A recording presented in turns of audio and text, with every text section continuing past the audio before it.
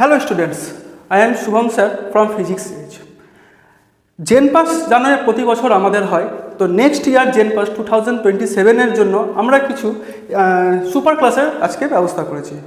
কিছু অনেকটা টপিক হয়, কিন্তু আজকে একটা টপিক তোমাদের সঙ্গে আলোচনা করব। চলো দেরি না করে শুরু করে দেওয়া যাক সেই নতুন টপিক, হোমোফোনস অ্যান্ড হোমোনিমস। এই হোমোফোনস বা হোমোনিমস এটা প্রতি বছর প্রায় একটা কোশ্চেন আমাদের জেনপাস ইউজিতে আসে। তো সেটা পাওয়ার আগে আজকে কিছু এই ব্যাপারটাকে আমরা ভালো করে বুঝে নিব যে এই হোমোফোনস বা হোমোনিমসটা কী জিনিস এবং এটা আমাদের পরীক্ষায় কীরকমভাবে কোশ্চেন আসে সেই সম্বন্ধে আমরা একটু আলোচনা করে নেব। So let's start. সবার আগে একটা জিনিস বলি, হোমোফোনস হোমোনিমস জানার আগে কিছু জিনিস জানতে হবে। একটা হচ্ছে স্পেলিং, প্রোনাউন্সিয়েশন, আর একটা হচ্ছে মিনিং।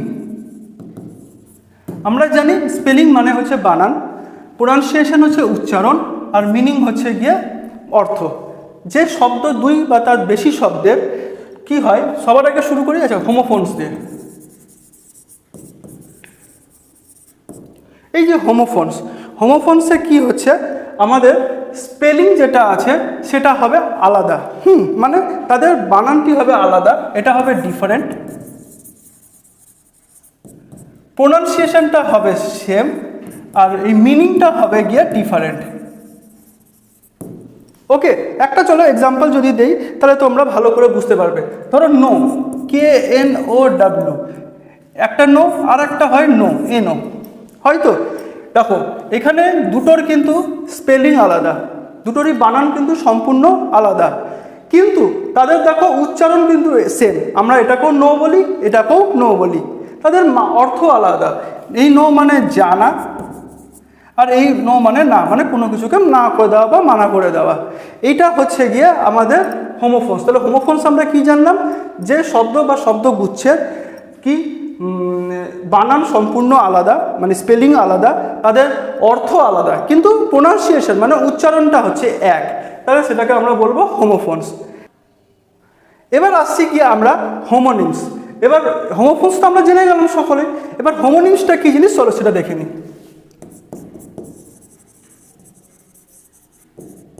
হোমোনিমসের ক্ষেত্রে কি হয়, স্পেলিংটা যে হোমোফোনসে যেমন এটা আলাদা হয়, হোমোনিমসে এটা সেম হয়।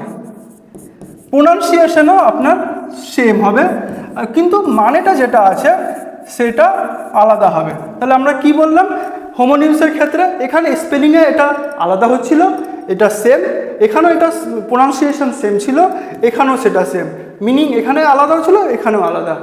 অর্থাৎ এটার একটা যদি এক্সাম্পল দেই আমরা, তাহলে দেখো ব্যাট আর ব্যাট, এই যে দেখো তোমরা ভালো করে বুঝতে পারবে, এই যে ব্যাট, এই ব্যাট মানে হচ্ছে গিয়ে বাদুড়, আর এই ব্যাট মানে হচ্ছে খেলার ব্যাট। বুঝতে পারলে? দেখো এটারও বানান সেম, এটারও বানান সেম, এটারও উচ্চারণ যা, এটারও উচ্চারণ তা, শুধু কি এই দুটোর অর্থটা আলাদা।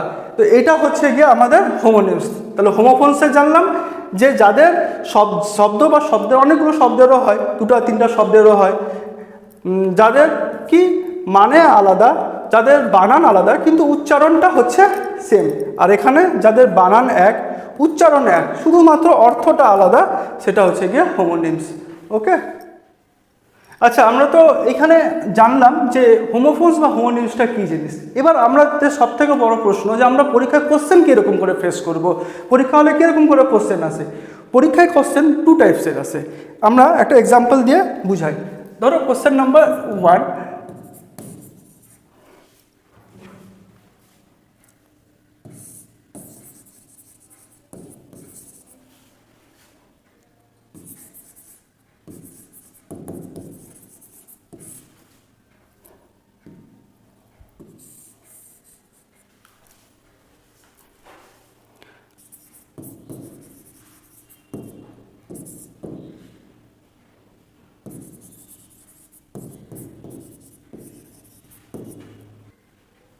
আচ্ছা দেখো এবার পরীক্ষায় কোশ্চেন যেটা আসে সেটা এইরকমভাবে আসবে। 1 নম্বর, the dash carrier delivered the dash. এবার আমাদের যে কুরিয়ার বা ক্যারিয়ার যারা হয় তারা কি করে আমাদেরকে মেল দেয়। এবার যে মেল যে দেয় তারা কি হয়, মানুষ হয় বা যে ব্যক্তি হয় সে দেয়। এখানে দেখো ফার্স্টটাতে দিয়েছে মেল, মেইল, তারপরে দুটোতেই মেইল, প্রথমে একটা মেইল তারপরে একটা মেল, এখানে দুটোই করে দিয়েছে মেল। সো আমাদের এটা মানে ক্লিয়ারলি বুঝতে পারছি এখানে প্রথমে হবে মেল, আর এটা কি ডেলিভার করছে আমাদেরকে, মেল ডেলিভার করছে। তাহলে অপশান এটা হবে গিয়ে আমাদের কারেক্ট অ্যান্সার। একটা এইভাবে আমাদের আসে।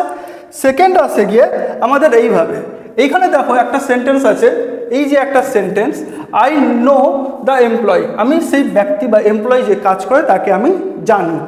সেকেন্ড দেখো বলেছে the hunter saw a deer. হ্যাঁ, এবার এই যে ডিয়ারটা আছে, এই যে এখানে নো, এখানে দেখো আন্ডারলাইন করা আছে, এখানে ডিয়ারে আন্ডারলাইন করা আছে। তোমাদের কোশ্চেনে হয় ইটালিক ওয়ার্ডে থাকবে একটু বাঁকা অক্ষরে, বা আন্ডারলাইন করা থাকবে। এইখানে দেখো একটা জিনিস বলি, এই যে সেন্টেন্সটা, এই সেন্টেন্সটা একদম ঠিক আছে, কারণ আই নো দ্য এমপ্লয়ি, এটা এই নোটা মানে জানা, আমরা অ্যান্সারটা ঠিক, মানে এই সেন্টেন্সটা ঠিক আছে। কিন্তু এই সেন্টেন্সটা এই ডিয়ারটা হবে না, এই ডিয়ারটা পিওর ক্ষেত্রে বসে, এখানে হবে ডি ডবল ই আর, মানে হরিণ। সো এই সেন্টেন্সটা ভুল আছে।